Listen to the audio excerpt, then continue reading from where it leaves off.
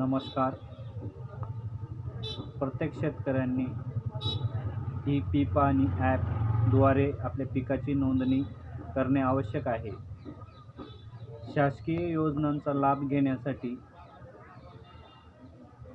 जसे पीक विमा असो, अतिवृष्टी नुकसान भरपाई असो, अशा योजनांचे लाभ घेण्यासाठी आपल्या उतार्यावर पिकाची नोंद असणे आवश्यक असते आणि ई पीक पाहणी ॲपद्वारे प्रत्येक शेतकऱ्यांनी पिकाची नोंद करणे आवश्यक असते.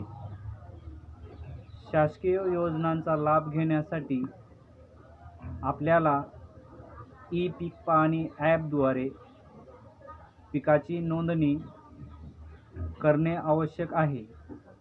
तरी प्रत्येक शेतकऱ्यांनी ई पीक पाहणी ॲपद्वारे आपल्या पिकाची नोंदणी करून घेणे. धन्यवाद.